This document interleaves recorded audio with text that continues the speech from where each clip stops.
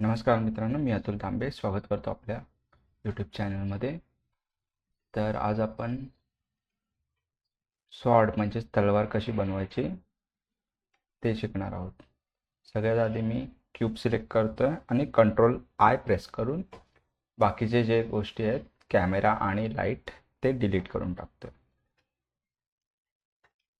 तर मी cube select केलेली आहे. त्यानंतर आपण जाऊया.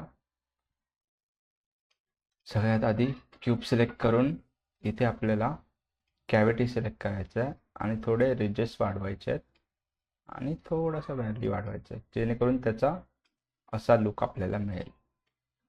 बघा, आता जर आपण बघितलं तर आपली क्यूब अशा प्रकारे दिसेल आपल्याला. त्यानंतर आपल्याला जायचं आहे एडिट मोडमध्ये. एडिट मोडमध्ये गेल्यानंतर लूप कट घ्यायचा आपल्याला. लूप कट घेतल्यानंतर एक कट इथे आणि दुसरा कट इथे. त्यानंतर पुन्हा आपण वायरफ्रेम मोडमध्ये येऊया आणि एक मिनिट, लूप कट माझा सिलेक्टेड आहे ऑलरेडी, म्हणून हा वर्टेक्स सिलेक्ट करतो मी. शिफ्ट प्रेस करून दुसरा आणि शिफ्ट प्रेस करून ठेवलं मी. असे 4 वर्टेक्स सिलेक्ट केलेत. एस प्रेस केलं मी आणि वाय ॲक्सिसला दोन्ही असे खेचलेले आहेत.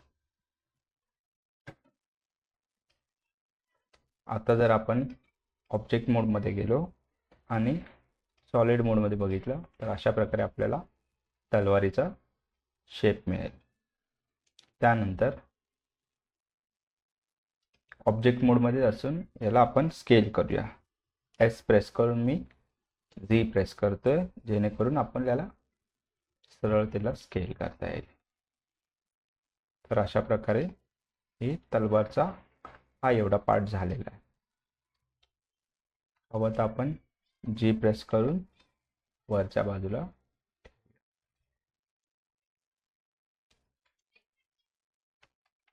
आता याच्यानंतर याचा वरचा पार्ट आपल्याला बनवायचा आहे. त्याच्यासाठी आपण वरचा एडिट मोडमध्ये येऊया किंवा ऑब्जेक्ट मोडमध्येच. एडिट मोडमध्ये येऊन हा फक्त वर्टेक्स आपण सिलेक्ट करूया मधला आणि जी प्रेस करून झेड ॲक्सिसवरती त्याला वरती खेचूया, जेणेकरून आपल्याला असा शेप मिळेल. त्यानंतर पुन्हा आपण वायरफ्रेम मोडमध्ये येऊया. वायरफ्रेम मोडमध्ये येऊन शिफ्ट प्रेस करून हे 2 वर्टेक्स आपण सिलेक्ट करायचा आहे. एक इथला आणि एक हा पाठीमागचा. तो सिलेक्ट करून पुन्हा आपण जी प्रेस करायचं आहे झेड ॲक्सिसला वरच्या बाजूला. अशा प्रकारे आपण ठेवायचं. आता जर आपण सॉलिड मोडमध्ये आलो आणि ऑब्जेक्ट मोडमध्ये बघितला तर अशा प्रकारे आपल्या तलवारीचा एवढा पार्ट तयार झालेला आहे.